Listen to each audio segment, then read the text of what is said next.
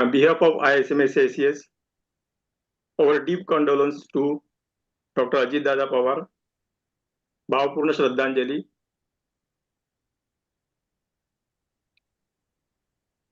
Good evening, my dear colleagues. I, Dr. Anil Shah, President of the chapter, welcome all of you to this wonderful series webinar that is A to Z of manual small incision cataract surgery. Today is episode 23, and the title for today's webinar is Advancements in SICS from Routine to Premium IOL and Precision Wound Closure. The aim of SICS webinar is to popularize SICS by series of webinars to enrich our knowledge, to emphasize how SICS is safe, cost-effective with minimum learning curve, to emphasize its usefulness for community basis, to involve expert surgeons to share their experience and knowledge, to make SICS interesting and a popular technique. Here are a few important quotes. SICS has evolved from cost-effective procedure to precision-driven surgery capable of premium visual outcome. Modern SICS bridges accessibility and excellence, enabling premium IOL implantation and meticulous wound closure. Precision is no longer exclusive. Advance in SICS delivers premium outcome for every operating room. With refined wound construction and modern IOLs, SICS stands shoulder to shoulder with premium cataract surgery. Here are a few important diagrams which are showing various types of intraocular lenses for premium IOL, and here are various types of surgical incisions which are useful for precision wound closure. Now for this webinar, we have chairperson Dr. Prakash Marathe, Dr. Usha Johri, and the speakers for this webinar who are expert in their field with the best of their knowledge and experience. We have Dr. M.S. Ravindra and Dr. Deepak Mejur. And the discussion who will argue and debate and dialogue, we have Dr. Jagannath Boramani, Dr. Parikshit Gopte, Dr. Anand Pangarkar, and Dr. Shekhar Pranspe. And the moderator who will preside over the webinar, making the discussion enjoyable and effective, we have Dr. Ameya Kulkarni and Dr. Vaishali Une.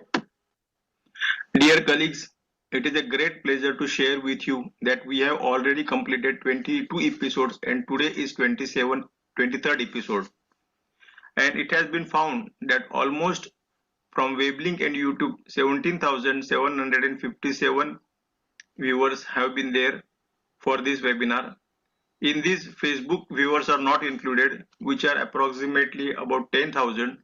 So there are 27,000 viewers are there for this webinar. In the Corona days, these type of figures were common, but this is a non-Corona period, and in spite of that, we are getting so much viewers. So it is a great success to our webinar. I am truly grateful for overwhelming response to this webinar. The fact that so many respected ophthalmologists joined and engaged makes this effort deeply rewarding. Your participation, insight, and encouragement continue to inspire me to strive for excellence in MSICS and academic sharing. Respected office bearers of ISMSICS, esteemed speakers, discussant, sponsors, dear colleagues and friends. As we come to conclusion of today's webinar, it is my privilege to express my heartfelt gratitude to everyone who has contributed to their remarkable academic journey. First and foremost, I sincerely thank official and managing committee of ISMSICS for constant guidance, trust and encouragement. Their vision and unwavering support has made it possible to conduct this extended series of webinars to sustain academic excellence throughout. I extend my deepest appreciation to all our esteemed speakers who have generously shared their knowledge, experience and surgical wisdom. Over the course of 23 webinars, they have transformed routine concepts into refined surgical understanding and inspired us to constantly improve our outcome in SICS. My sincere thanks goes to all the learned discussants who meaningfully comment practical inputs and thoughtful questions and added immense value to each session and truly enriched the learning experience. I would also like to acknowledge and thank to all the sponsors, industry partners for their invaluable support. Their collaboration has played a crucial role in making this academic initiative smooth, accessible, and impactful. A special word of thanks to all the participants who have joined us constantly, interacted actively, and made this webinar lively and meaningful. Your enthusiasm is true success to this entire series. Conducting 23 webinars has been a collective effort, and today's program once again reflects the strength of teamwork, shared purpose, commitment of advances in SICS for better patient care. Once again, thank you all for your time, trust, and continued support.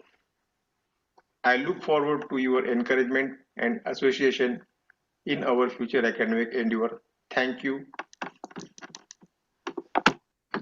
I am thankful to all the office bearers, Maharashtra chapter, ISMS ICS, Chairman, Vice Chairman, Secretary, Joint Treasurer, Scientific Committee members and Executive Committee, moderators, national and international speakers and sponsors. Thank you very much for making this webinar a grand success. Thank you. I will hand over to Vaishali Une for. Thank you so much, sir. After paying our condolences on the sad demise of our Deputy CM, it's indeed a great loss to not only to Maharashtra but to the whole nation.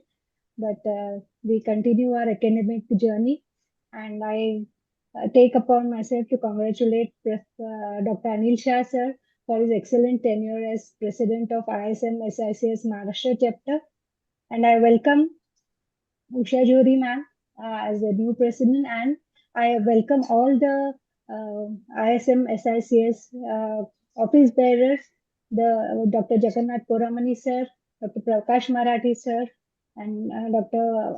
Anand Pangarkar sir, Dr. Parikshit Gokhale sir.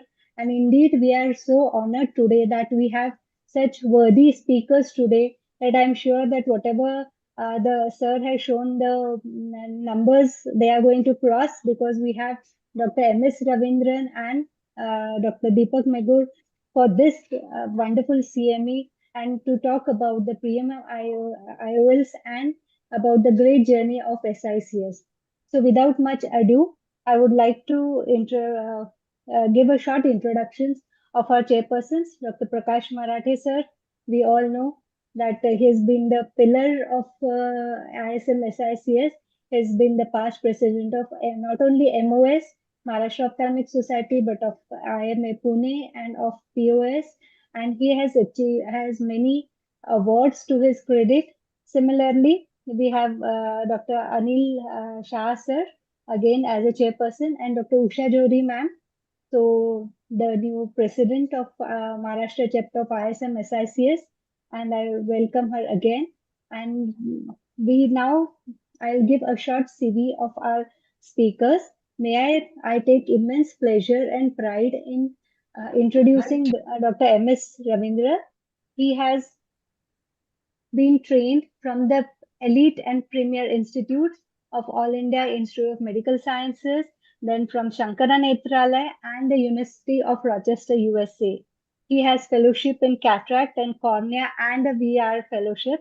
And so you know that he is almost expert in all the ophthalmology, all specialities. So I now, without much ado, I request Dr. M.S. Ravindra sir to talk on his. Madam, you call Dr. Prakash Marathe, and office bearers, you call office bearers. Yes, I'm sorry, sir, because of the last moment of Dr. Amiya not being here. Yes. I invite Dr. Prakash Marathi sir for his few words. Thank you, Dr. Anil Chan, Dr. Vaishali madam. Before I speak, I invite Dr. Jagannath Boramani to say a few words, who is the chairman of Central ISMSICS. Dr. Boramani. Yeah, let me congratulate the Maharashtra chapter of ISMSICS for the fantastic tenure. Dr. Anil Shah has really conducted, with the help of his team, 23 episodes, and literally churned SICS from A to Z under the guidance of Chairman Dr. Prakash Marathe. So, without wasting much time, I think let us proceed for the further proceedings. I think Dr. Parikshit is also there, Vice Chairman. Dr. Parikshit, are you there? Yeah. Please unmute yourself. Oh, congratulations to Dr. Anil Shah, sir, for having such a wonderful series. It's going for now 3 years on the fourth Wednesday. And this is the Sangata, the grand finale of it. So, congratulations to the entire team, all the Thank you, speakers sir. and the panelists that all of you have put together. Thank you, Dr. Boramani and Dr. Parikshit Gupte. I think I take this opportunity to welcome the office bearers of ISMSICS, speakers, chairpersons, discussants, and moderators for today's session. I think this was a wonderful journey for last 2.5 to 3 years by our president, Dr. Anil Shah. I think when we changed the body that time, there were presidents of ISMSICS Maharashtra chapter. They were president of Maharashtra Ophthalmological Society in the past. But this was the difficult decision for us to choose the person who was not office bearer of Maharashtra Ophthalmological Society and who came from the remote place in Maharashtra, Nandurbar. But I knew him as my senior in BH Medical College because he had that talent and he was having that scientific base. So I was sure that he will definitely take this Maharashtra chapter forward. And about this scientific base, he had that passion about SICS also, because the people we choose for this SICS Maharashtra chapter office bearers, I think they should have some affinity, some affection about SICS. And I think that thing has been achieved by him and his team. Basic name for this particular webinar series was A to Z. But what I saw here, it is not A to Z. It is A to infinity. Because today when I discussed with him, he said, though it is conclusion of his tenure of Maharashtra chapter president, it is not the conclusion of webinar series. He has got so many things in his mind. Probably in future, whatever new things they are coming, probably in the form of webinar or some scientific session, definitely he will be there to do such scientific activities. I think about the hits also he has talked about. So many thousands of people, though not live, they have seen or watched this particular program. Afterwards, definitely they have seen this particular program and they have got benefit. This particular benefit is not for general ophthalmologists, not for only SIC surgeons, but even for PGs. Basically, today's webinar is the concluding webinar, and I'm very much thankful to Dr. Anish and his team, and I must congratulate that this was a successful, wonderful webinar series that is A to Z to till infinity of SICS. Even today's topic for this SICS, what he has chosen, probably SICS is compared with PHECO most of the times, like the type of incision, type of premium IOLs. And I think nothing has been left. It is the size of incision, it is the astigmatism control, it is about premium IOLs, and so many things. Almost everything we are able to do under the heading of SICS. I think with this introduction, I'm not going to waste much more of your time. And today's speakers are stalwarts in SICS. I think Deepak Megur and Dr. MS Ravindra, they know everything about SICS. It will definitely be a treat today to listen to these people. With these words, again congratulating each and everyone on this particular forum, and I hand over the session to Dr. Vaishali Une. Chau Thank sir, you. yeah, Amol Chau sir. Is Sahu sir here? Chau sir is there or not? Yeah, he's there. He's Yeah, there. Zoom is. Yes, sir. Sir, I couldn't identify. Zoom user probably is Dr. Sahu sir. I welcome Dr. Sahu sir. Yes, sir. Good Unmute, evening, sir. sir. Unmute yourself. Unmute. Yeah, I'm very happy.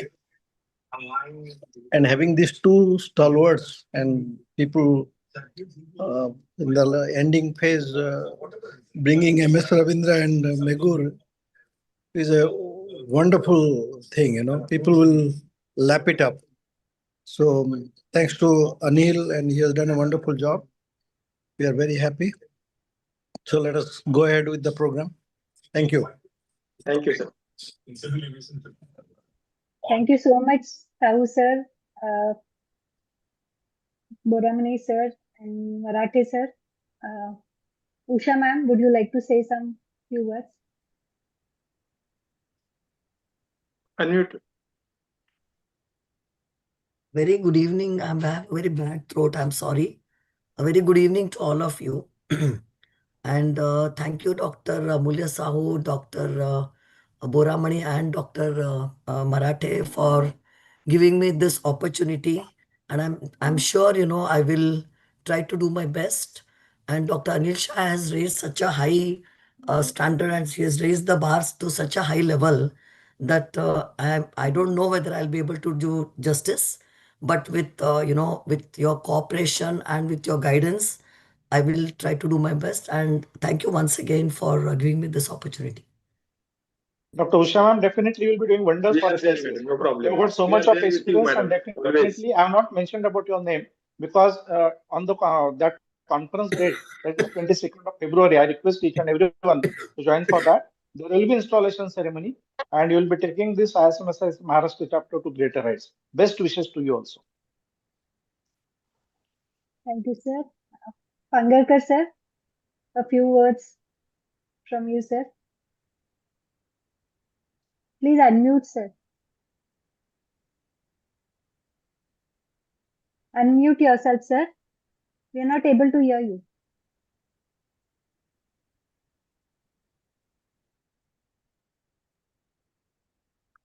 Madam, Sir, you are muted. Am I audible now? Yeah. Yes, sir. Good evening to all. It's been a great journey, Anil, for 2.5, 3 years. And as has been mentioned by everyone, we have covered most of the aspects. And it's been a great learning experience, not only for the people watching it and listening to it, or the watching the recording later on, but also to the people of as well. So great job. Congratulations and best wishes to the incoming team. I must thank everyone for their cooperation. thank you, sir. Thank you. Thank you, sir. You can invite speaker. Yes, sir. As I've briefly introduced MS Ravindra, sir, I now go ahead and invite sir for his wonderful lecture, which we are all eagerly waiting for. Dr. MS Ravindra, sir.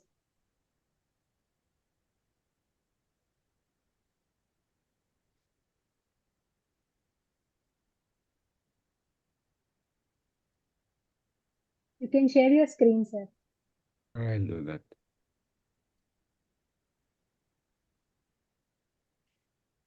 Is that visible, madam? Yes, Yes. sir, absolutely. Fine.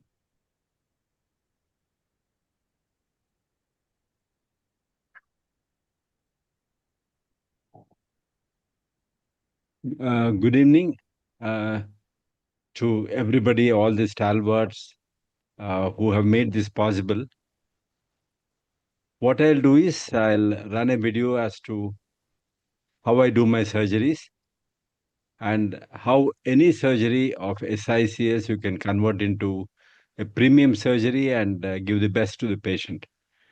Of course, patient today is highly demanding, and he asks for stars, moon, galaxy, everything. But then we should know our limitations. We should know our constraints. We should know the budget aspects. We should know the insurance aspects and all of them. And on the top of it, you should perform excellent surgeries. All of you are great surgeons. Little tuning here and there, not only in your technique, but also in the mindset. So we all are, configured to say that SICS is a surgery which should have been done a couple of decades ago, and it's not valid today. And in over 3 years, Dr. Anil Shah and his team has ensured that everybody has to think otherwise. I'll show a surgery which I did today. It's a very challenging case. The patient came, pressures are higher. He's on treatment for glaucoma. Pupil dilates to this amount, fortunately, unlike other glaucoma patients. There is dense pseudoexfoliation, as you can see, all around in the pupillary zone, peripheral pupillary zone. In addition to that, there is a posterior plaque-like lesion, which is a posterior subcapsular cataract, or it can be a posterior polar cataract. So this patient wanted a multifocal lens, and you really cannot say no. In my opinion, glaucoma is not a contraindication. Zonulopathy, which all these pseudoexfoliation patients will have, is not a contraindication. Posterior subcapsular cataract is not a contraindication. I won't even have a backup lens for this patient for the fear of the posterior polar tear or dehiscence. So I have only one lens, and backup lens will be three-piece lens, iris claw lenses, which are always there in the OT, but no special backup. I'll run this video and we'll see how it runs.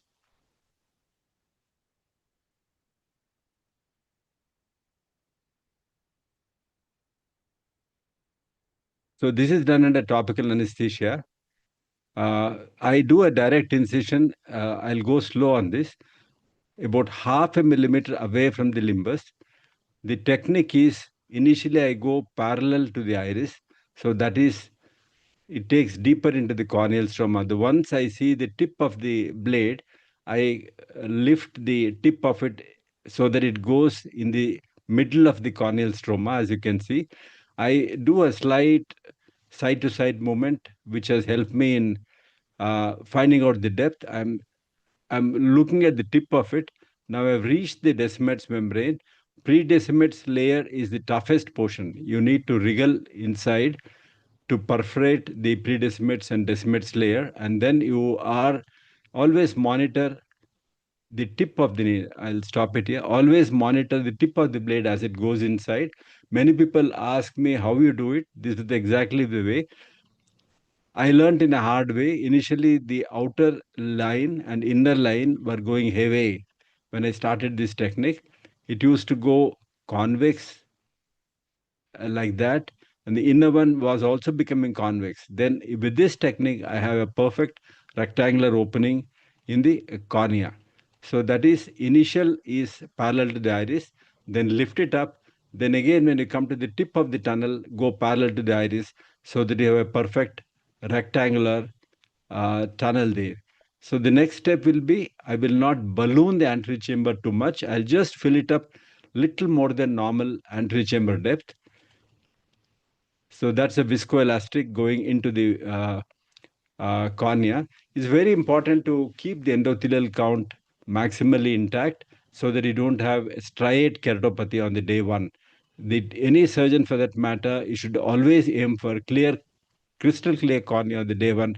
That means that all the methods you use to do surgery are perfect, or you're in line. So even if you don't have a specular microscope, it doesn't really matter.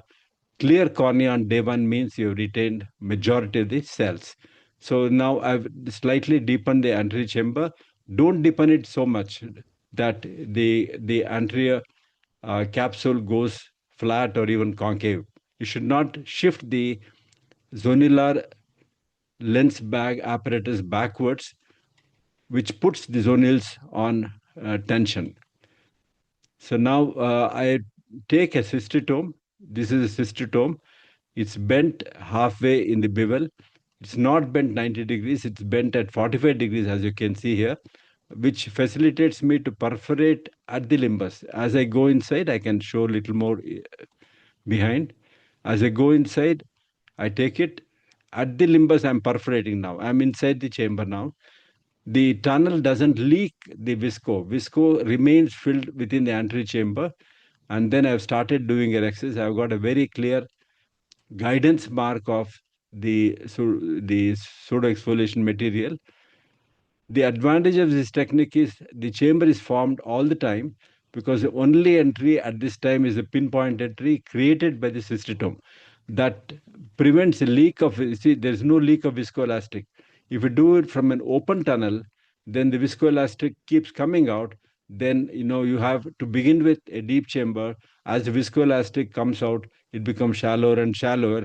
You will be stuck with this. This is one good technique which everybody can learn.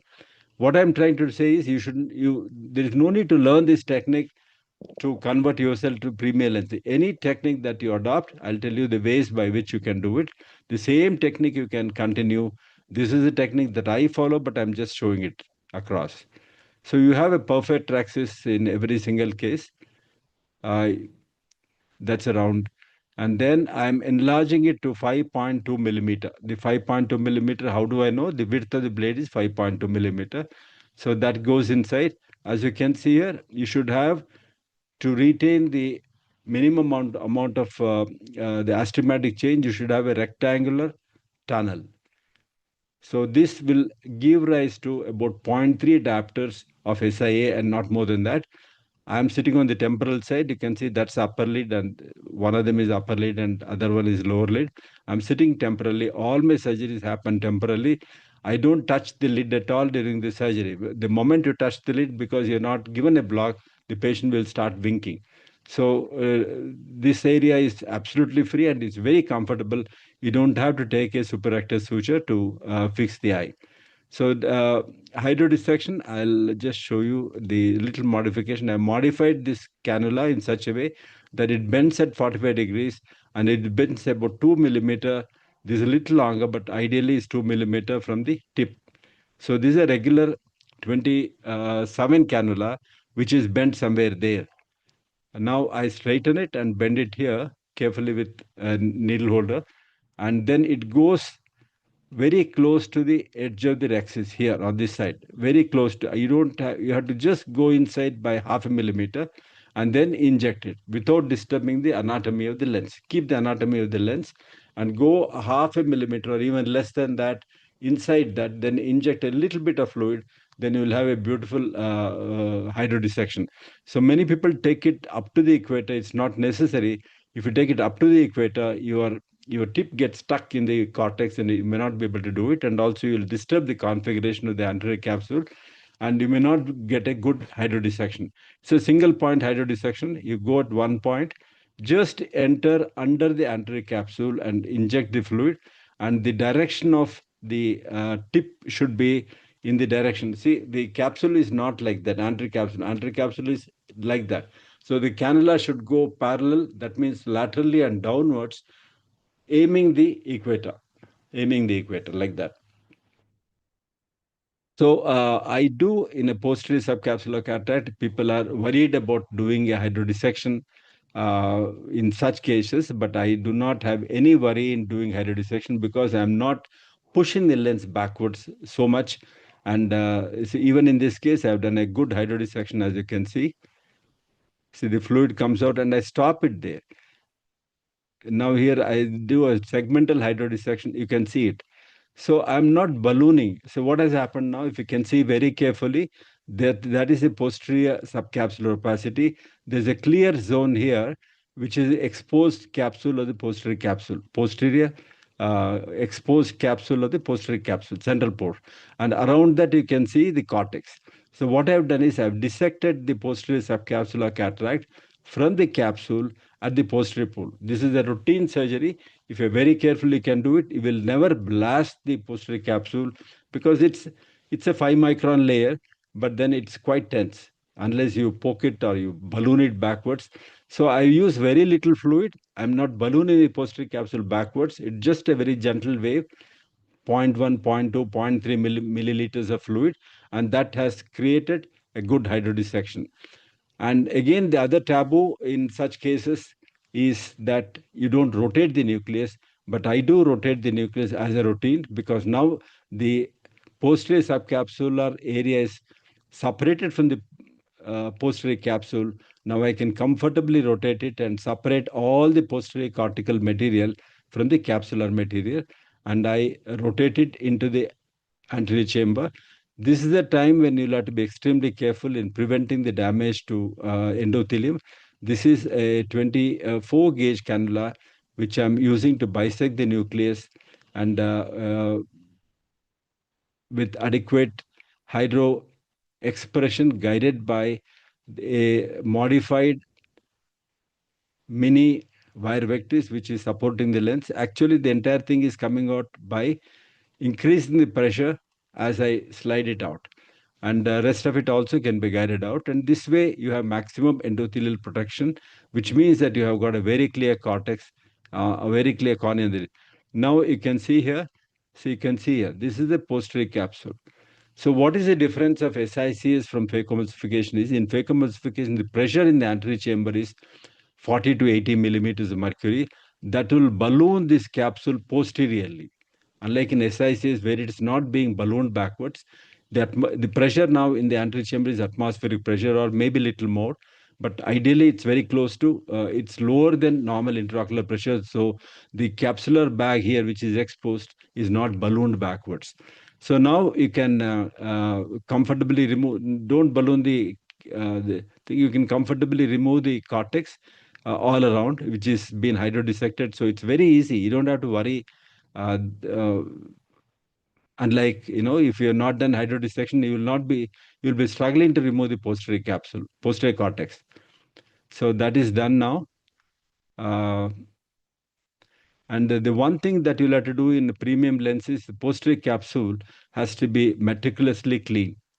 So I'm removing the entire cortex, sometimes using the reverse J cannulas.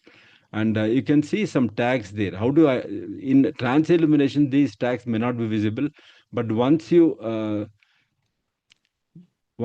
have removed the cortex, equal amount of pressure is transmitted to posterior capsule. Risk of central capsular tear is not there. So now with the gentle washing, you can see the tags of it coming. It's very important to remove all these fibrotic tags on the posterior capsule. Take your own time. You flush it tangential to the posterior capsule, then you can see these the threads of the remnant cortex coming out, that you can go near with a cannula tip, and then you can wash it off. Now you can comfortably inject a multifocal lens as the patient has asked for, and rotate it in such a way that haptic optic junction is lateral to the medial. So that way the negative dysphotopsia will be minimum, because the junction of haptic optic acts like some sort of a resistance for the rays of light to get diverted in that 3 o'clock and 9 o'clock meridian. So this rotation, I do it once or twice, so that any remnant of cortical fibers in the capsular bag is in the periphery is removed. In this case, I take there is a lot of pseudo exposure material on the front of the anterior capsular rim. I'm going to polish it and remove it here again in such a way that the uh, the the the what do you call, the chance of the iris uh, releasing the capsular material like pseudo exfoliation, which goes and blocks the angle, is minimum if you remove all of them. So go to the back of the lens, remove the viscoelastic and fibrils from that area, so that you polish the posterior capsule extensively so that it remains clear. The chance of it getting opacified is not zero, but it will reduce. This pseudo exfoliation material, I'm taking it out with the tip of a cannula. This is not done in every case, but in pseudo exfoliation case, you can practice that. You can see the powdery material coming out.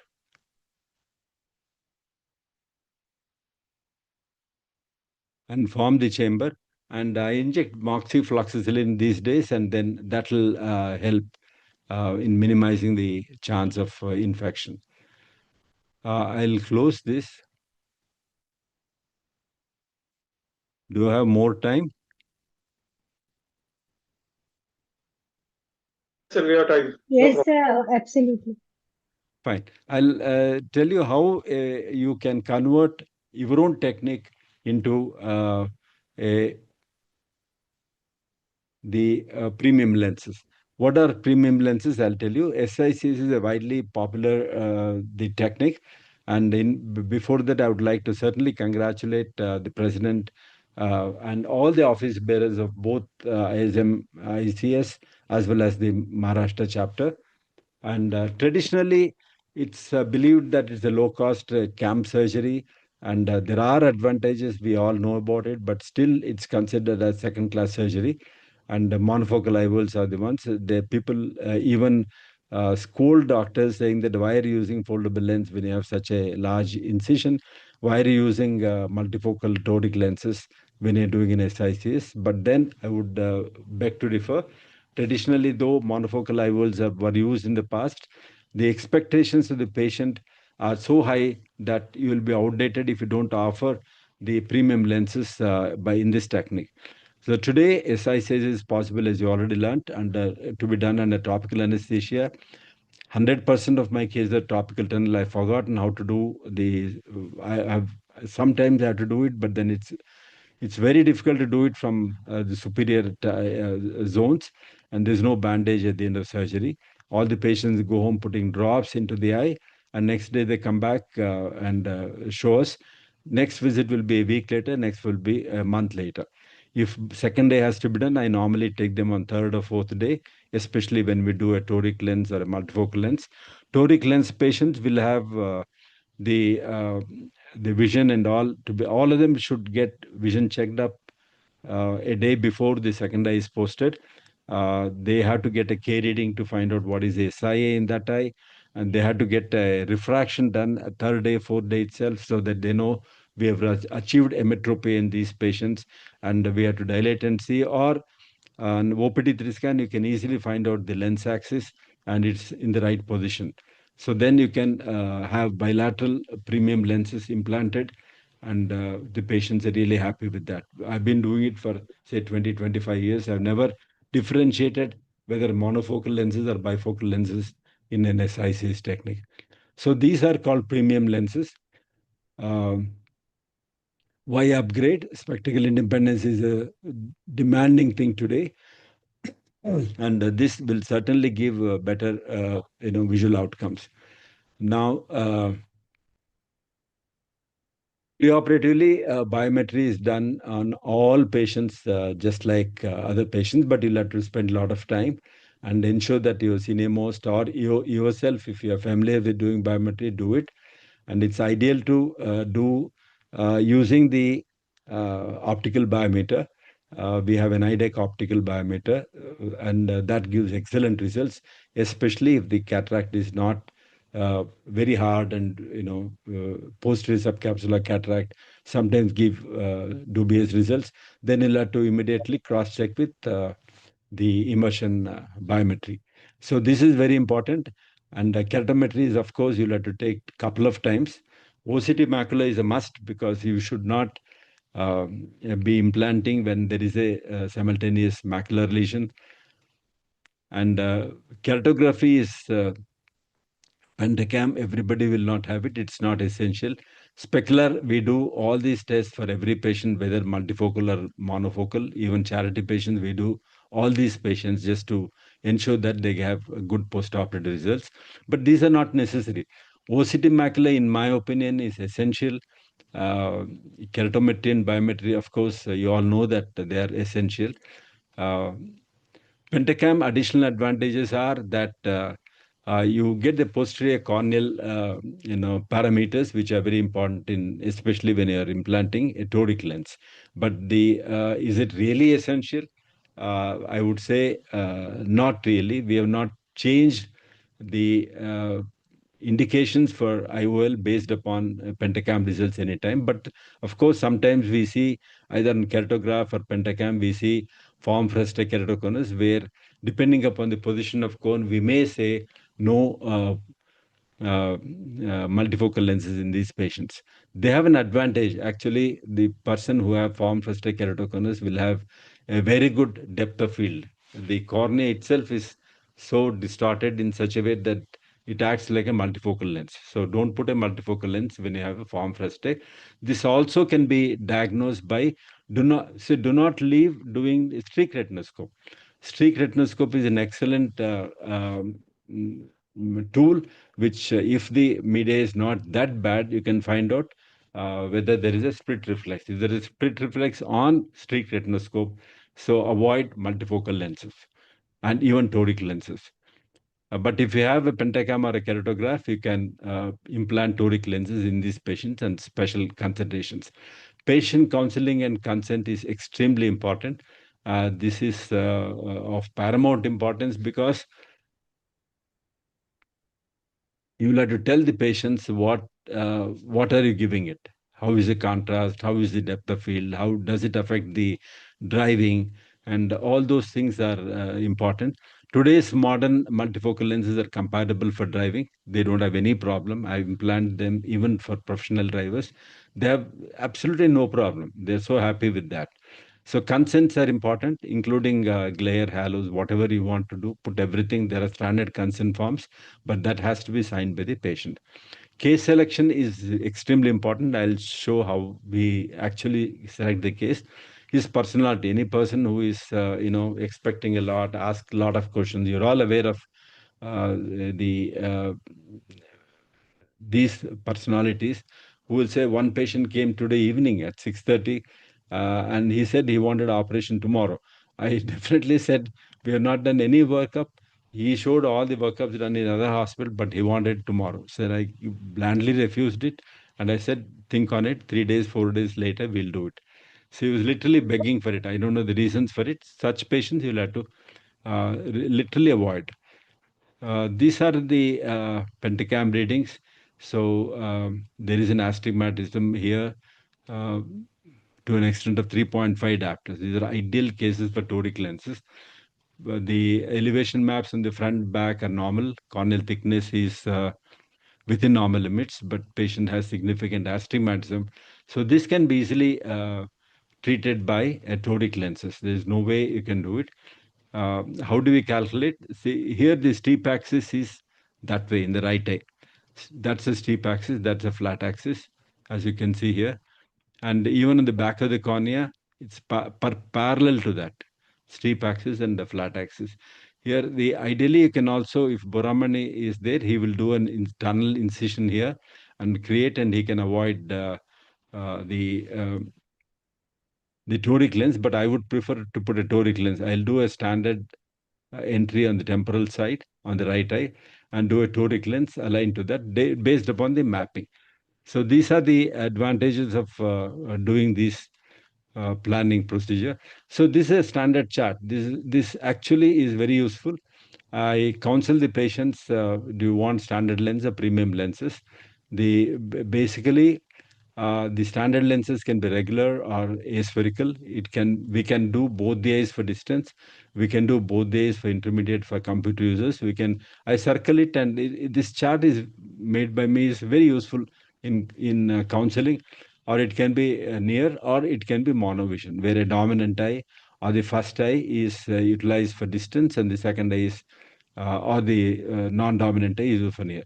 So these, I'll tell them, these are cheaper lenses, and but only thing is you'll have to wear glasses for many of your activities. Then comes the premium lenses. This chart is used for one patient, one chart. Premium, you have an option of toric lenses. I'll just show them the cylindrical power, and you can go for a toric lens. You can go for a multifocal lens. You can go for a EDOF lens. You can, if you have high ametropia, like he may need plus 35 lens, or he may need -2 lenses. So they come into that category. So just take that, you are going to go further. So toric lens, you can have either toric or toric multifocal in case you need torosity correction as well as uh, multifocal approach. So in multifocal, you have bifocal and trifocal. Bifocal lenses is my priority, not trifocal lenses. I give an example to them. If you have 100 rupees, if you have 50 rupees, you can give two people, they're very happy with it. But in trifocal, you're going to divide into 30, 30, 33. Of course, they give more around 40 for distance and 25, 25 for near and intermediate. There's a split there. Nobody is happy unless the person has got a need for a computer that's arm away distance, about 70, 80 centimeter distance demand, then I wouldn't give trifocal. Most of the Indians are very happy with bifocal lenses, which covers distance and near. Trifocal splits them into 3 zones. It's not like spectacle. In a spectacle, you're seeing, though you have a progressive glasses, you're seeing at through 1 point, 100% distance. If we come down 1 point intermediate, 1 point near, everywhere, wherever you see, it's 100% everywhere. Here, it doesn't function like that. It's going to split the vision into different compartments, and you are seeing all the 3 compartments all the time. So same thing applies to EDOF. Here, one focus, here 2 focus, 3 focus. EDOF is multifocus. I don't like these lenses because the very purpose of most of the patients are the near reading. If you can't read near, I mean, the very I would rather give a aspherical distance correction than any EDOF lenses.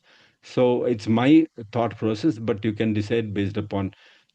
See, most of the time you give EDOF lens, what do they use? They use for distance, and near they say they can't see. You'll have to give glasses.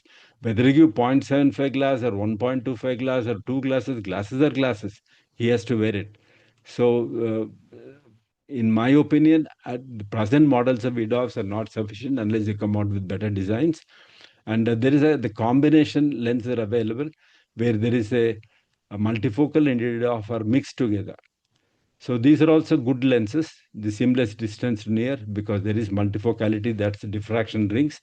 There is also positive asphericity, which are combined to give this a bump in the center and few rings in the periphery, mid periphery. So you have a choice of Indian and imported. I'll tell them it doesn't matter whether you get an Indian imported. Both are high-tech lenses. Both are equally good lenses. These are cheaper. These are you are fancy. That's how I counsel them. And these are special conditions, like patients may have special conditions. I just circle them. So these are very useful tools which will give me the information what the patient wants. This is the most important thing I check. Distance zone, TV, movie, driving, night, outdoor sports, traveling, walking. So the patient ticks whatever the patient wants. This is our 1 hour. The patient is going to watch movies. So mid zone, cooking, computers, and board games, they all come in the mid zone. And this gives a comprehensive what is a profession, housewife. So it gives an idea as to how to counsel the patient. So mobile sewing, 2 hours the patient is going to spend, 1 hour they're going to spend. So do you want better distance vision? Do you want better intermediate vision, like which covers the mid zone? Or do you want better near vision? Or you want all of them? So So can you please go to the slideshow mode, if possible? Slideshow. We'll get a larger Yes. screen. Yes, sir. Yes, sir. Thank you, sir.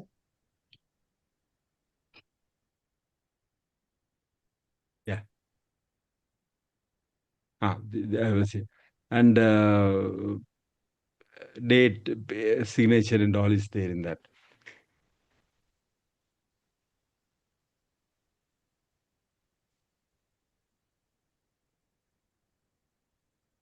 Yeah. These are the charts we generate. You can see here. How do I take it? We generate the K readings on at least 5, 6 machines. So autoref, we have 2 autoref keratometers. Each autoref keratometer separately we check the readings just to get the accuracy. And this is the scan. Scan also gives keratometry. The scan gives another kind of keratometry, which I'll explain later. We call it vessel keratometry, pentacam keratometry, and any other keratometry. If you do it, OPD3 scan gives, keratometry gives, so we write it. Then we look at the steep axis, flat axis, and steep axis, their angles. I normally, how do I look at this? I take the average K. Flat K and steep K is average K is mentioned there. So I've chosen 42.16. Outliers, I'm going to remove it. I'll take one of them. These are the cylindrical powers. This is the axis which the machine gives. So this is what I circle it and sign it. And my optometrist draw this chart. This chart is again generated by us. It shows where is the incision axis, marker axis is 135. That's the marker axis. What is marker axis? I'll tell you. Incision axis, I've chosen 170. How do I choose incision axis? I normally go at 180, but if there is a pingicula or a nevus or a prominent vessel at 180, I go up and down. So this is decided during the preoperative examination itself. And then what is the IOL axis given by this chart, 117. This is generated by the company software. IOL axis 177. So then I'll have to rotate the lens. This is all done preoperatively so that we don't err anyway during the surgery. And I'll have to rotate the lens 18 degrees clockwise from this point to that point. Okay. Incision is at 170 degrees. That's what, to get that incision point from the marker axis at 135, I'll have to rotate by 35 degrees. So these are simple charts, foolproof charts, which will really help you in, giving the correct option to the patient. So intraoperatively, I have told you everything. Bag has to be stable. Astigmatism management has to be done by various techniques, and capsular access has to be as central as it's possible. Accurate marking is very critical, as I showed in the chart.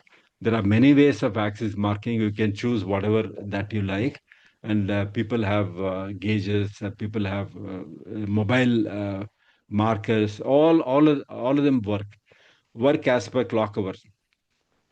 This is the most important thing. You always get confused. This is as you're seeing from front, but the patient, when he is in front of you, you are going to see from the head end. So everything is 180 degrees rotated.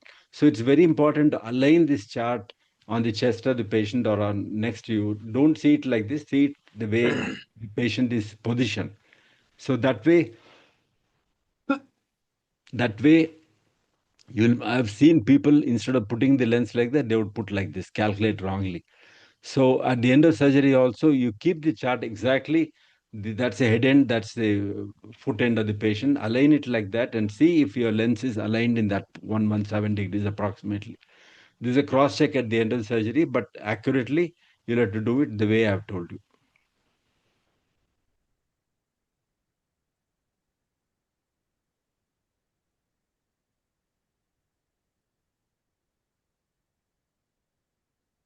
No, the work as clock hour, whether the right eye or left eye, work as 12 o'clock, 1 o'clock, refer to the same clock hour, just like the trial frame. Remember that just consider that the patient is wearing a trial frame, and, 45 is here, 135 is there, 90 is there, and, always keep the trial. Imagine that the patient is wearing a trial frame and then look at the axis that's there depicted.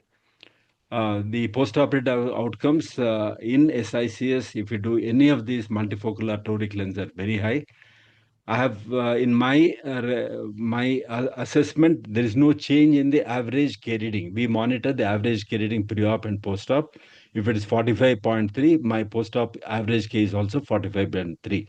And if my preoperative astigmatism is something, if we calculate on SIA calculator, my post-operative astigmatism is never more than 0.3, 0.4, 0.5, and which is equivalent to what we achieve by phacoemulsification. So there's no change, but that has to be fed into the calculator. If there is a learning curve, cost factor is a little higher, need for precision. How do you know you are precise? Check your SIA and target achievements. Make a table.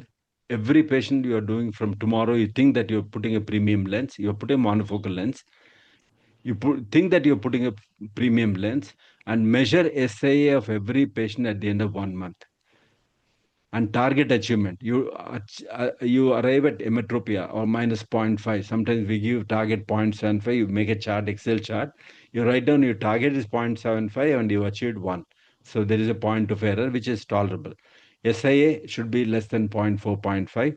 And 25 surgeries, think that you are doing multifocal lens or a toric lens and calculate everything. Even on a toric lens, you align it exactly to follow all the techniques. See that the lens is sitting in that position at the end of 1 month. First day should be clear cornea and continue your technique, whatever it is. You don't have to follow my technique. Just continue the technique at understanding your SIA. SIA should be low and also should be consistent. So if you do the technique, if you get 0.5 SIA, you need a number to feed into the what is your SIA onto the toric chart. So that you'll have to be consistent, good SIA, modify a technique here and there so that you get good results. And with this information, I will certainly conclude that premium IOLs are feasible in SICS. And in difficult cases, I have put premium lenses in majority of even zonilo dehiscence, I have put it, capsular, anterior capsular tear, I have put it.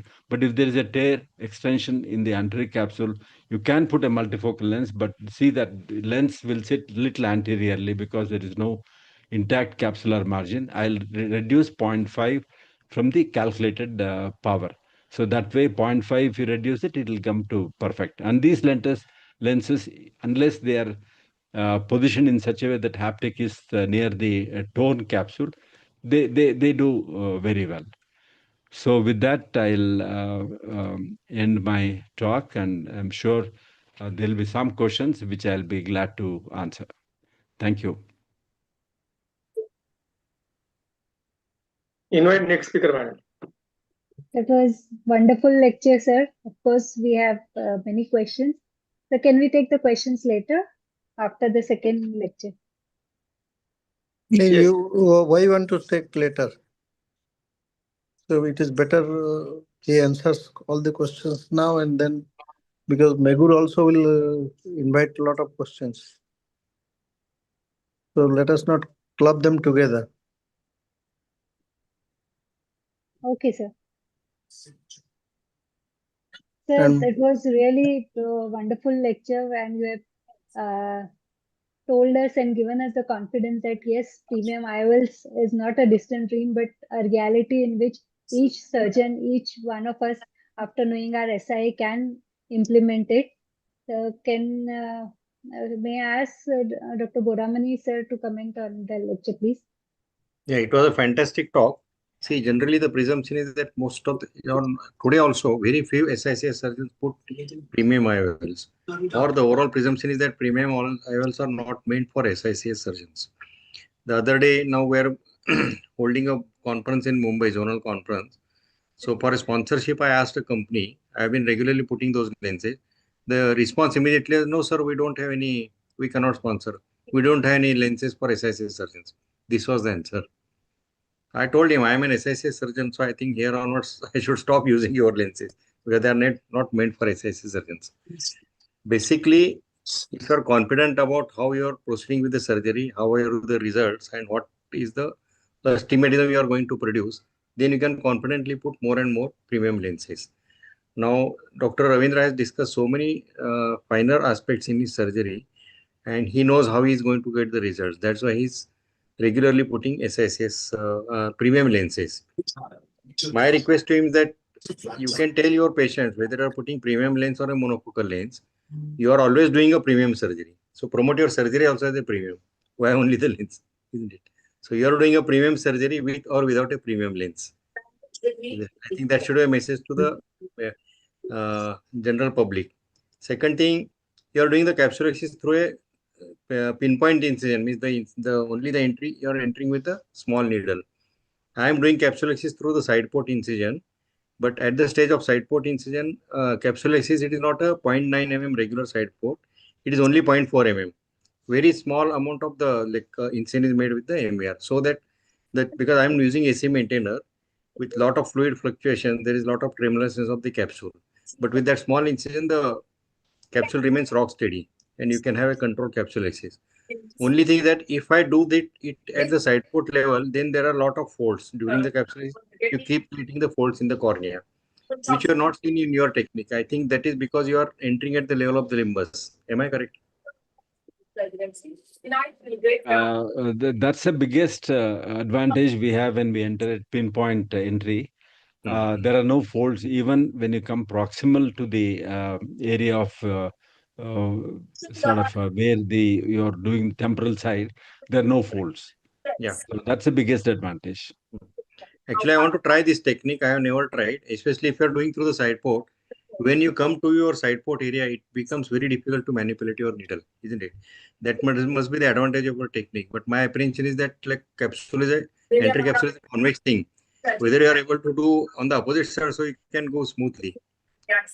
Because you are almost horizontal. The only difference I see is when you're pushing it, it's very easy. When you're coming back, because my capsular axis needle is not vertical, it's slanted like that. I have sometimes little difficult. I had to little slow down on the temporal side. Correct. You're right. Correct. But then I have no problem in reaching. Sir, after seeing capsular axis. German prosecutors raid Deutsche Bank's offices in Frankfurt and Berlin. Anyway, they see MSc is a master, and those who are doing advanced surgery must follow him, and he has absolutely scientific approach to everything. See, this Boramani's techniques also is a, somebody who was following him, they should practice the way he is doing. So every master has their own way of doing things. So only thing we have learned that they have focused so detailedly. MS Ravindra particularly is so details about his things. I think we can publish your book if ISMSS will publish your book if you give us all the things, Correct. because that is for posterity. So because those who will come behind you, they should follow your technique, and the way you have done. It should remain for the posterity. That is, you write down everything and give us. We will publish it and keep it in every conference of ours. Your technique. Okay, this is my offer and Sir, tribute to you. after seeing, sir, I want to give one suggestion. Yeah. Please. Sir, after seeing Dr. M.S. Ravindra's technique for capsulorhexis, I have made modification. I have made a mini side port of 26 gauge needle, extra side port, and from that side port, if you can do capsulorhexis, then you will get all the benefits what Dr. M.S. Ravindra is getting. Okay. You make it 26 gauge needle mini side port, and from that side port you go and do, because we are used to do capsulorhexis from the side port, and he is doing from the base of the incision, and that is very difficult for us. So for the newcomer, if you make a mini side port and do the capsulorhexis from that side port, then it will be very easy for us, and the chamber is stable I told MS to throughout the train surgery. people in his method, but he is so lazy in this method. Many a time he has to be reminded. Take some people, train at least 10 people in your method so that it goes forward. And he is just saying who will follow him. That the whole world is looking to you. Start at teaching program. वो कुछ नहीं करता है. See, unless you 10 people, it will not go forward, sir. MS, are you listening to me? I'm listening, sir. But I've don't do listened to this. you. Don't be so selfish here. No, I'm not selfish. Don't So, you train the next generation now? At least 8, 10 students should be there for practicing your method. They will multiply, and you alone doing, and it will not help. They will not have the confidence to do it also. So please I have one start. query. Yeah.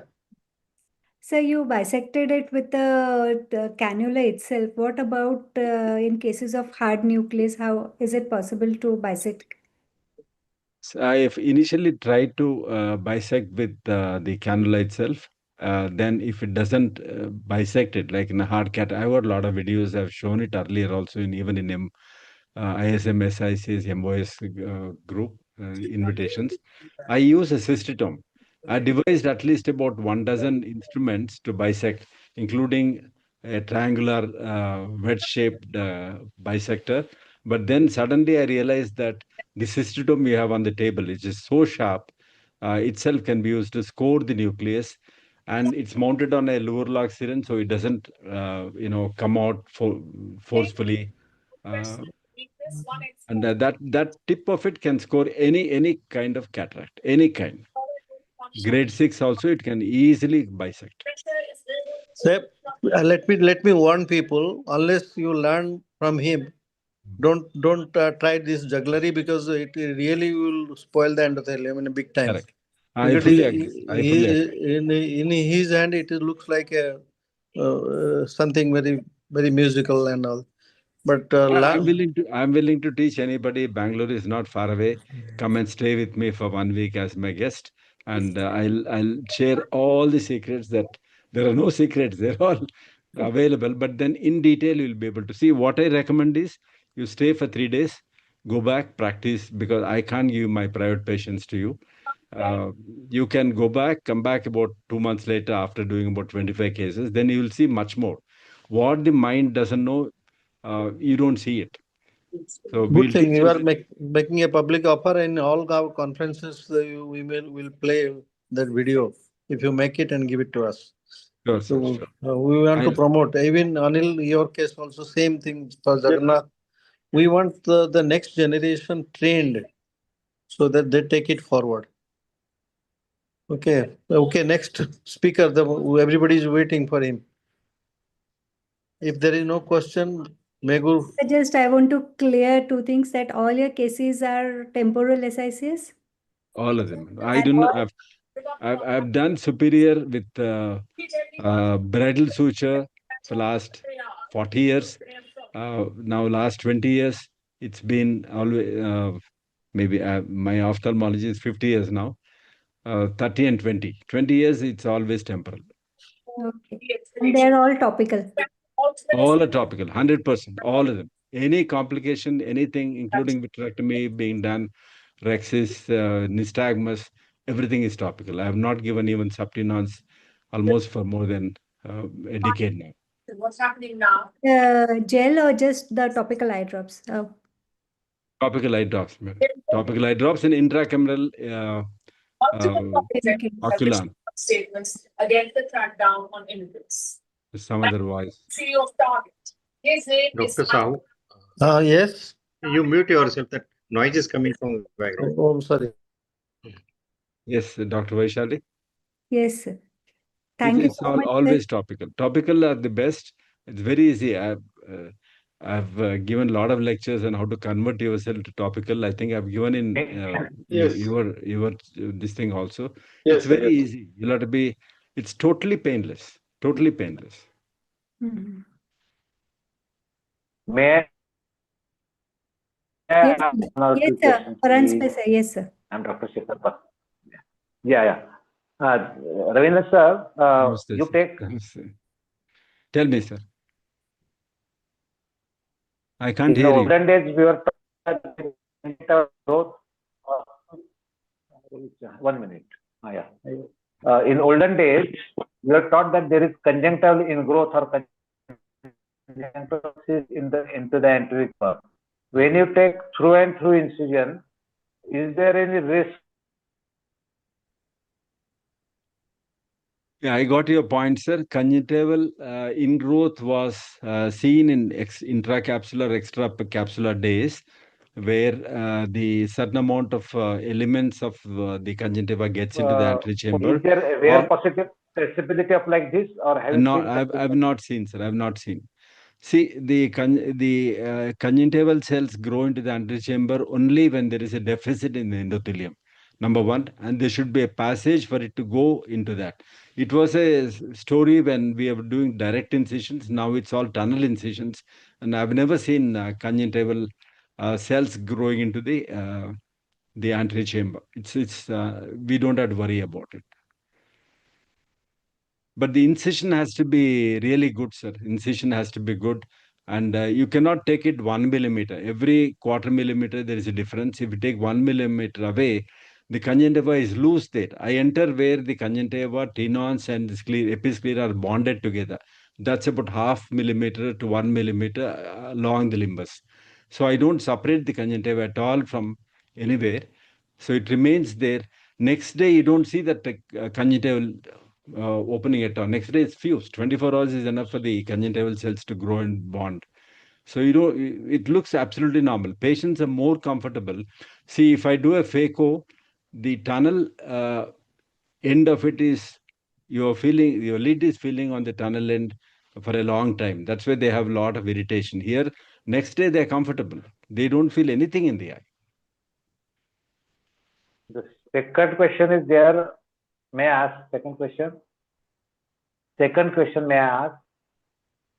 Sir, Second can we? question. My probably Wi-Fi connection is weak, but even let me. Am I audible?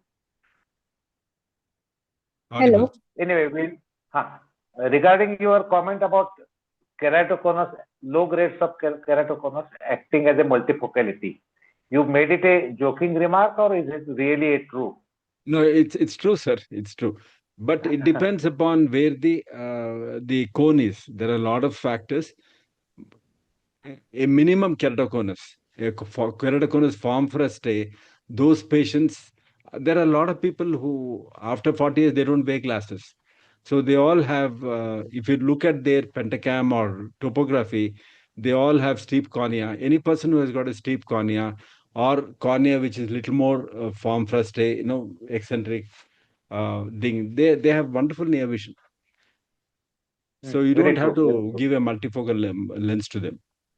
Thank you, sir. I'm sure there are so many questions in the chat box also, but we are little running short of time. So at this juncture, I would like to invite our another speaker, Dr. Deepak Megur, and he is quite popular in the YouTube, and all our students and everybody are great fans of him. So he is going to deliver the lecture on the incision technique, the wound closure, pearls, tips and pearls, and we'll learn a lot about it on the incision technique from the master himself, Dr. Deepak Megur.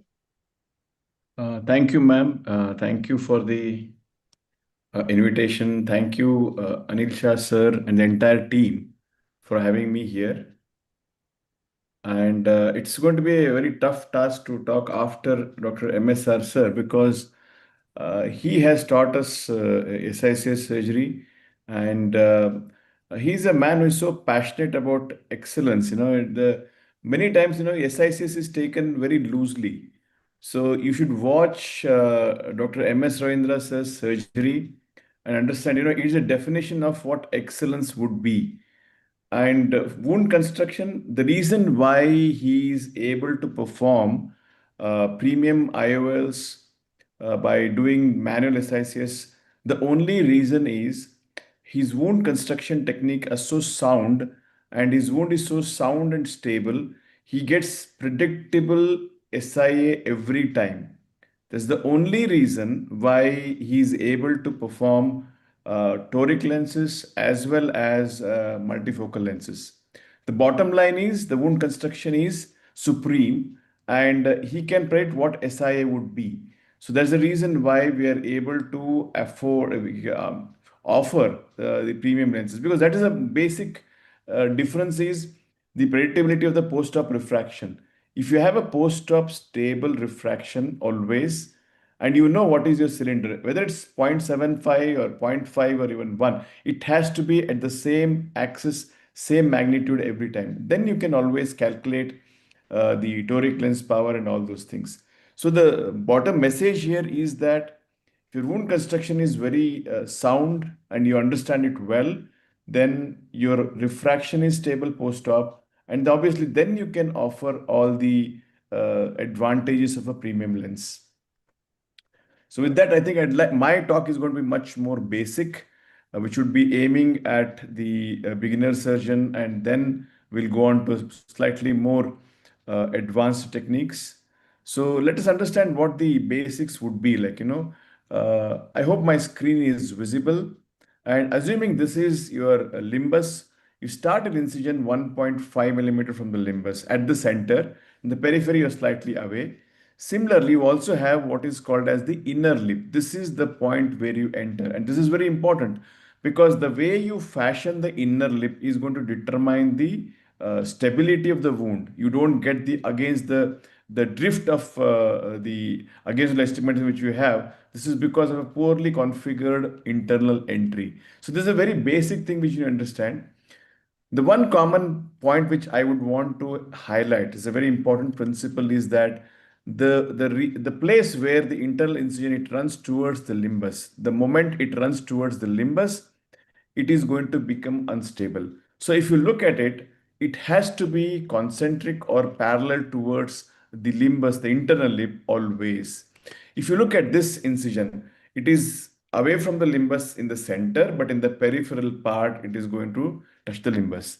So this is not the most stable incision, but it's all right. But if you have an incision which is going on to the limbus at this area itself, the amount of refractive instability is going to induce is much more higher compared to the one which is totally throughout, it is going parallel to the limbus always. Always we talk about the external incision only, frown shape, chevron shape, straight, but we have to be mindful of how the internal lip is also constructed because that is what is going to give us the valvular effect. That is what is going to define whether the wound is going to be self-sealing or not. Very few studies have been done to know what is the impact of the nature of the internal lip on surgical induced astigmatism. That's the sad part of it. Most of the studies have just showed only on the external incision.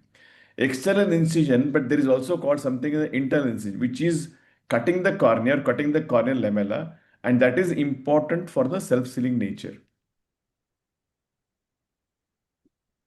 So this is what I would like to emphasize here when you want to enter.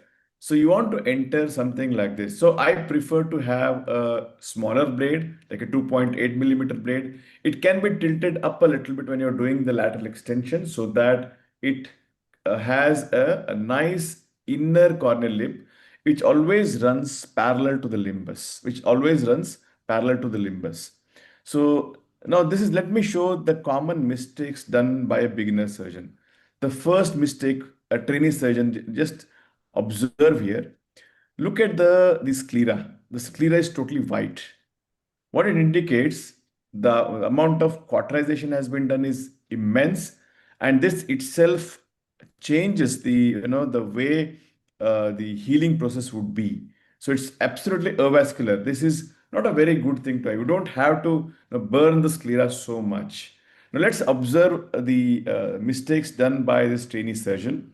So he's trying to fashion the tunnel now, and let us examine how it is not to be done.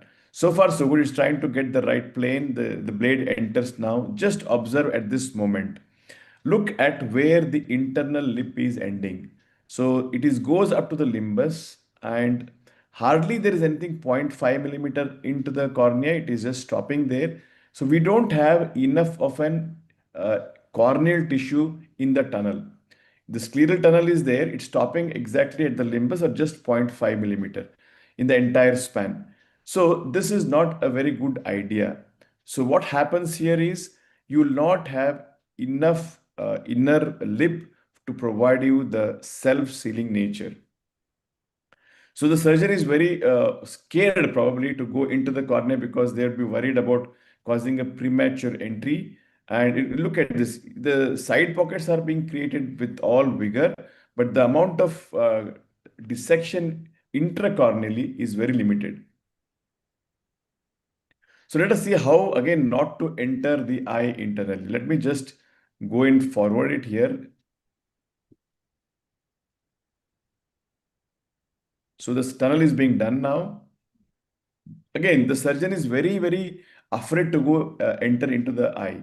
So look at the point. Where is the point of entry? The point of entry is at the limbus.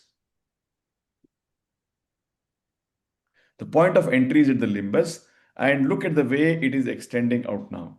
So the surgeon is just extending lateral extraction, and the way you're cutting it, the inner lip is going towards, running towards the limbus. So these are the eyes where you don't expect any form of, refractive stability. So this is how it is absolutely not to be done. You don't have the self-sealing nature. The point of entry at the limbus is not a good idea. It's a bad idea. Even 0.5 is not such a good idea. You have to have at least 1 millimeter inside the eye or 1.5 millimeter into the eye. So these are some of the basic concepts which most of the younger surgeons are not following very well.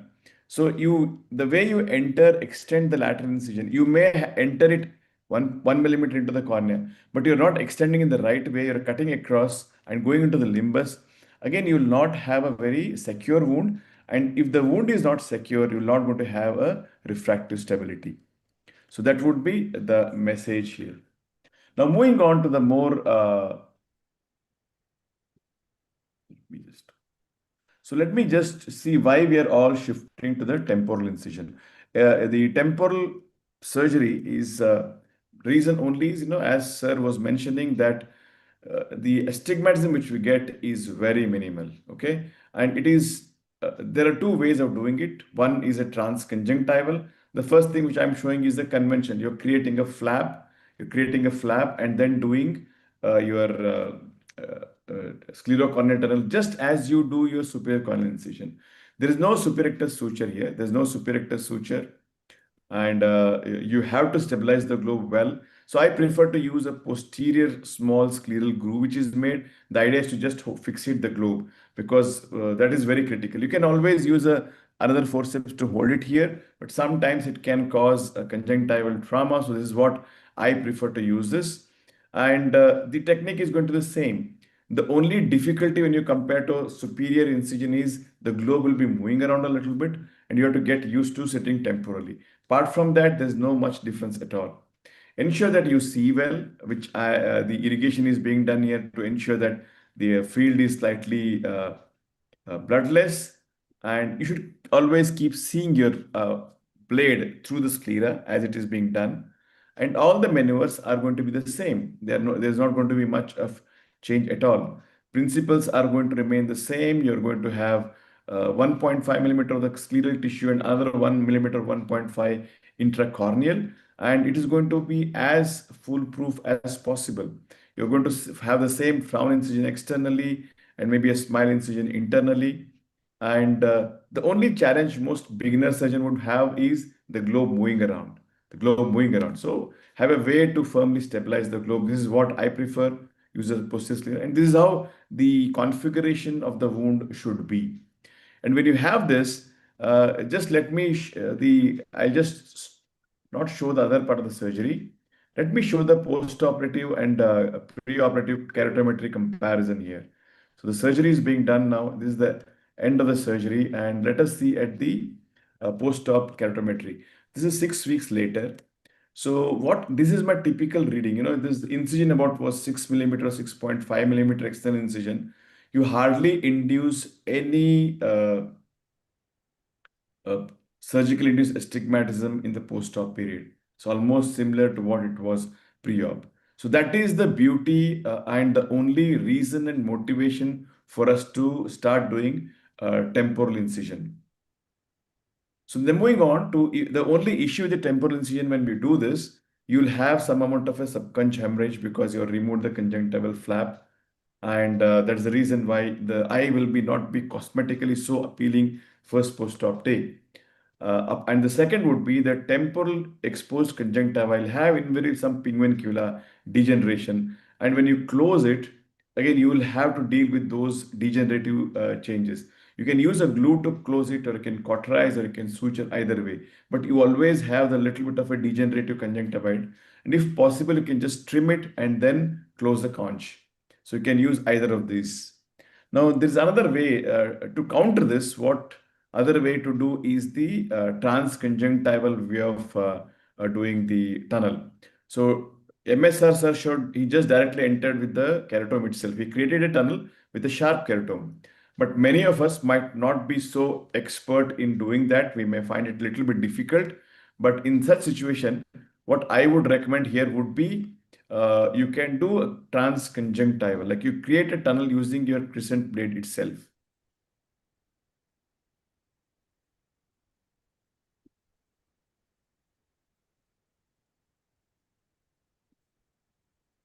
So here again, I'm using a 50 number blade to create the initial scleral groove transconjunctivally. So it's going transconjunctival here. Again, the challenge again is going to be fixating the globe, because when you're trying to do the tunnel, the globe is going to move around. So there is one risk here. Either you can go too deep and cause a premature entry, or you can be too superficial and cause a buttonhole. Even for an experienced SI surgeon, this is a possibility. So you have to be very careful for the first few cases. Try to see the blade. Your eyes have to get trained how it's going to look in the sclera transconjunctivally. And then it's just a matter of time to, once you get used to this, you will not be able to. And what I realized is holding it very close to the limbus with a good pair of forceps, not far off, very close to the limbus, where the tenons, episclera, these conjunctiva, everything is attached. There's a good way to stabilize the globe. And then you are going to do the tunneling. So once you're into the cornea in the right plane, the rest of the tunneling would become very easy. So as I said, the only issue which I find when you're trying to do tunneling is stabilizing the globe. Find a technique which would help you to stabilize it very firmly, but without traumatizing the conjunctiva too much. So definitely the incidence of premature entry or buttonholing is significantly higher. A slight learning curve is there compared to your reflecting the conjunctiva and doing that. But the advantage of doing transconjunctival is the post-op appearance of the incision is very good. Next day, you don't even see the mark. there's lesser chance of having a subconjunctival bleed, and the way it appears would be much more cosmetically pleasing compared to removing this. The other steps would be the same, and regarding the wound closure, it would be the standard. Nothing would be this thing. You just hydrate the wound, and if the conjunctiva is little bit far off, you can always go and cauterize the two ends. If it is retracted, the two edges are retracted. You can go and cauterize it a little bit. So that would give you a very excellent cosmetic result. See, there is a lot of motivation to shift to temporal. The issue of astigmatism, it becomes almost nil. The reason when you shift to your temporal incision. So before concluding, few thoughts about the biomechanics of the wound healing. So clinical implication of incision site. Okay, we are all aware that the superior incisions always induce higher SIA. The reason why this is problematic for us is most of the cataract age group patients are having already pre-existing against-dural astigmatism, and we are going to worsen it by putting superior incision. Even if you put a 3 millimeter incision, it's going to have a worsening impact on the against-dural astigmatism. Temporal incision always induces lesser SIA and can sometimes, it's not always, because the amount of SIA induced is very less, neutralize some amount of pre-existing ATR. Of course, you can always plan incision site based on the pre-op keratometry as Dr. Boramani does. So the bottom rule you should understand that most elderly cataract patients present with ATR. In those patients, I think you have to do a temporal incision for most patients. Because with increasing age, there's always a shift towards against-dural astigmatism, and it's going to worsen over a period of time. With age, the way corneal biomechanics function is also differ. So you have the magnitude and the axis behavior is very strongly age dependent. So when you're planning an incision, be age aware. So younger patients who are always, most of them having withdrawal astigmatism, maybe superior incision is okay. But older patients, predominantly ATR, always use a temporal incision. Always document your SIA, always make 50 cases or 100 cases of your calculate your SIA, then gives you an idea what your superior incision would give an SIA and what your temporal incision would be. That would really help you to achieve excellence in your planning your SICS cases. And if you know your SIA, definitely you can go ahead and implant toric lenses as well as your multifocal lenses. So take home message. SICS incision is not a poor man's or tool. It's not camp surgery. If you are good at it, it can be used as a refractive tool. Shift to temporal incisions if you're not already done. Okay, because that really is a game changer. Thoughtful wound construction can deliver excellent visual outcomes, a refraction which is stable and comparable to that of phaco. I think with that, I'd like to conclude and thank you once again for giving this opportunity. And thank you and congratulations to the entire team of MOS for conducting this series of webinar so wonderfully well. So thank you, sir.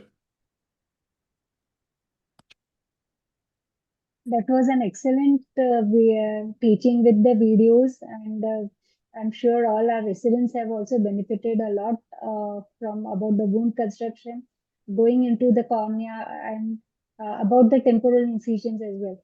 And especially you as a glaucoma surgeon, whenever we have a blebs at 12 o'clock. Hello? Yeah. So even temporal is boon for in those cases as well. Absolutely, absolutely. So you dramatically the visual results will be completely different. The only thing there is a bit of a learning curve. I think it's more of a mind block rather than anything else. So my study, how I train my fellows is first you have to start doing your SICS without using the superior rectus, for the superiorly. Then you shift a little bit more superior temporally, learn to stabilize the globe, and then finally sit temporally and start doing it. You have to take the help of your fingers, the patient's cheek. The thing is, Forehead is a very good support. I used to keep the hand wrist on the forehead and then do the tunneling. It becomes very easy. Suddenly, when you shift temporarily, you are, afraid that there's no stability for the hand. So use your fingers to stabilize on the patient's cheek, table hand, rest on the table's hand, and to find a support and then start doing it. It's more of a mental block. And the day you start doing temporal incisions, you'll realize how much difference it can make to the postoperative refraction outcome. Operations in America, but now it may have lost something more valuable, and that is user trust. Half of users are deleting TikTok in America. So what has triggered the crisis? Madam, Can I you want please? to do one video of snare technique for premium IOL. Censorship. Creators say their content is being blocked. TikTok, of course, denies this. It says Sir, can you? not political. Amulya, sir? Yeah, he has done it now. I want to share one video of a snare for premium IOL. Can I?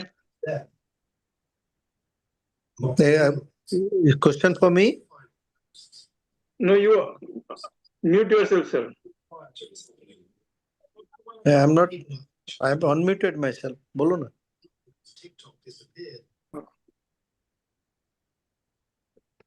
Can we take the Can you- discussion on Dr. Megur's talk first? I have to leave. Yes, sir, sure. Basically, He has given a wonderful presentation. I was just listening him very keenly. Something always, something to learn from him. So that is wonderful. Yes.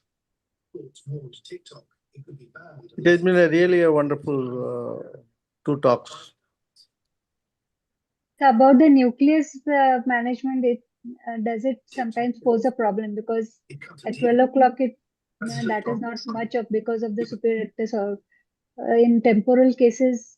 No, it is not difficult. Once you get into it, you will yourself realize it is not difficult. It's the only question of mental blocks. You start doing and you gradually you will understand it is not that difficult. So once you're trying to deliver the nucleus, especially if you're using only visco expression as a technique and then doing it, it might be a little bit of a issue here.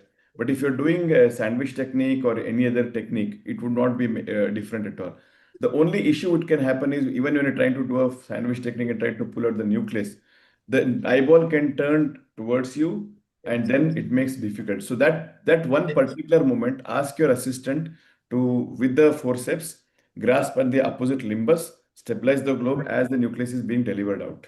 So the traction job, what your superrectus is doing, that is done by the assistant holding the forceps there.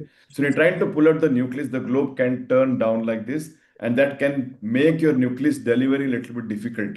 So that is one small trick which you can do. But it will not happen much. Okay. Many best, but in a temporal case, the iris prolapse chances are more if the wound construction is not proper, and don't try hard lenses in the beginning. Stick to soft lenses to take it out, and then if you have mastered the technique of dividing the nucleus in the bag, then it will not be at all difficult. But it is a gradual process. Suddenly you cannot go to that level. So try easy things first. Have a good wound construction. If you go close to the limbus, you are just expect iris to come out. So all those finer points, as you go, you learn to master. But it is a confidence giving. Listening to Megur and MS. So they are masters. So if you are changing into temporal, start with good wound construction and go for the soft lenses only in the beginning.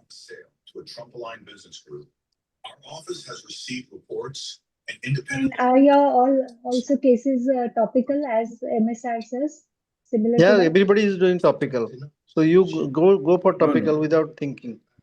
So I am not topical always. Let me confess that. So I give a little bit of a subconjunctival infiltration just where my incision is going to be, just where my injection, and then I'll be doing it. Topical has no problems. Yes. It's a matter of habit. It's a surgeon psychology. Whatever you are comfortable with, you should do. Who has access to their data and how decisions are now being made. Generally, I do exclusive. Maybe I am the first person to start topical way back in 1997. But only with topical, maybe 30% of patients, then I used to use intracameral when the patients complain that slight pain is there. So now I am doing topical and little subtin on infiltration.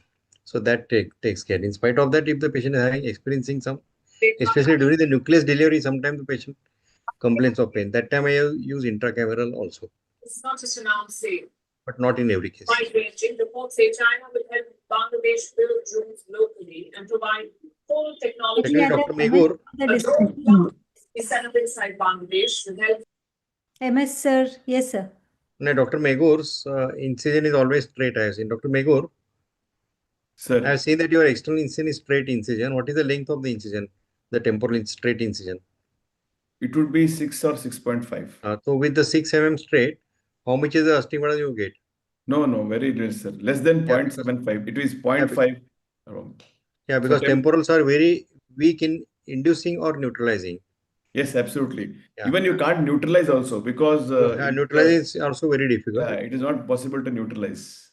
Today See, even with I 7 did millimeter, it never hardly has gone beyond 0.75. So it's a very poor technique to correct high against the astigmatism. Suppose the patient has 2.5 cylinder and you want to correct by taking it is not possible. In those situations, toric lenses are the best lenses. You still go with toric lenses. Yeah. So generally in such case, what I do, I keep the incision little straight incision, little longer incision, take it closer to the limbus, but the intracorneal dissection is more, so that I am approaching more and more towards the optical axis to have a more neutralizing effect. Today I did a case of 1.5 diopter of astigmatism and the steep axis was 10 degrees. So after doing a straight temporal incision, I did a 3.2 clear corneal incision on the opposite side also to have an additional neutralizing effect. And if a spherical cornea comes to me without any astigmatism, then I take again temporal incision, but instead of having a straight incision, you make it more curved than a regular front incision. That is totally astigmatically neutral. Dr. MS Ravindra sir, you were saying something. Dr. Karthik in our place does vitreoretinal surgery. And whenever we have to combine VR surgery with cataract, he always calls me. He has an option of calling excellent phaco surgeons. But then the advantage here, initially he used to give a block. They give a subtenon block for vitreoretinal surgery. He used to give a block and then call me for surgery. I was very uncomfortable with the block. I'm more comfortable without the block because I have the right, dynamics of the eye movement, and I could move the eye wherever we want. But then we have modified it. I do the surgery without block, and then he gives block and continues the vitreoretinal surgery. So, what I'm trying to tell is you get used to certain parameters, certain techniques, certain feeling that you get when you are doing surgery, and then it's very difficult to go back. Superior, I can't do now. One patient had a huge vidrural astigmatism. Then I planned to do it. This is about a couple of months ago, superiorly to reduce 3 diopters, and it's heavy. The control of astigmatism in superior, not only it is high, but also unless you have Boramanis accuracy, it's very difficult to uh, say that I'm going to correct 2 diopters, I'm going to correct 3 diopters, I'm going to correct 1 diopter. The quantification of astigmatic correction from superior incisions is heavy. It's not I think Boramani should comment on this. Whenever I've done it, it's always, it varies from case to case depending upon. See, the cornea has certain features, turgicity. It varies from person to person. Some people, the blade goes easily. Some people, you have to struggle. So the corneal turgescence, corneal strength itself is vary from person to person. Some corneas collapse, they are very weak. Some corneas thinner, some corneas thicker. Now we are monitoring the corneal thickness also before the surgery. If it's very thin, my technique will slightly change. If it's thick, my technique will slightly change. There are so many parameters. Like when you take the shear stonometry earlier, you have something called scleral rigidity. That counts in the surgery here. If high rigid sclera, low rigid sclera, is equated to the corneal rigidity also. It doesn't remain in sclera and does not. It has to involve the cornea also simultaneously. So your incision superiorly varies a lot on too many factors. The best is everybody should migrate to temporal incisions.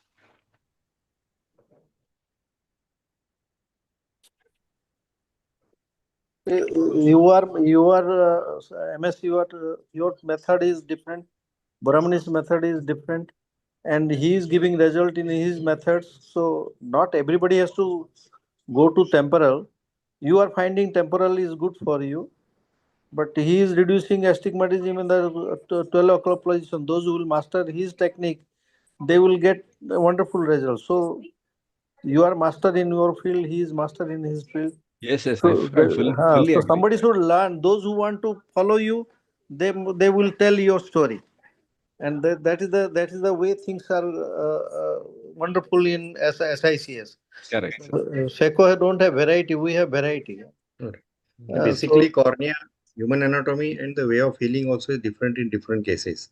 That's why even a expert phaco surgeons also they get a stigmatic surprise with even in spite of a toric lens. That also I have seen. And So even anyway, in my methodology also, it is predictable for more than 80%, but that is a good result. At least in 80% patients, you are giving predictable results. Maybe another 10%, about 0.25, 0.5 here and there, that also is acceptable, isn't it? But instead of not doing anything for the astigmatism, I think this is the best way to neutralize astigmatism. One more interesting study by Dr. Narendra Verma is that if you neutralize the astigmatism with a toric lens, even if refractive astigmatism is not there in the refraction, correcting the astigmatism which is at the level of the cornea, it should be corrected at the cornea level and not at the lens level. Toric oils correct it at the lens level, and he has documentation that this increases higher order aberrations, even if the refraction gets corrected. I think I'm not expert in this, but he always says like Now we had a very nice discussion and wonderful lectures by our stalwart speakers.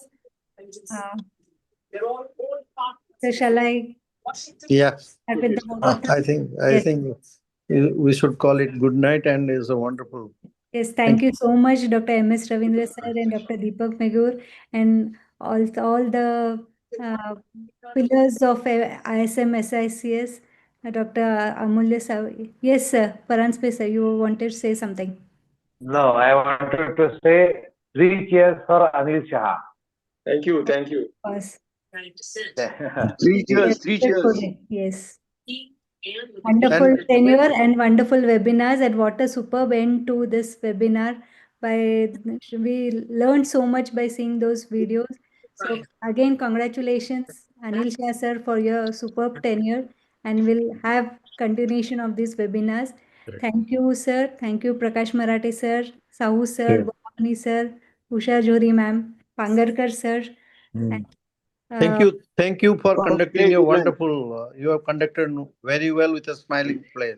Yes. That's wonderful. Thank you. Thank you so much, sir. And we thank Entod for their superb technical support. So with this, let's all have a nice good night. Let's meet on 22nd of February in Mumbai for our Yes. conference. Yes, All sir. of us will join that. Looking forward to meeting you all, sir.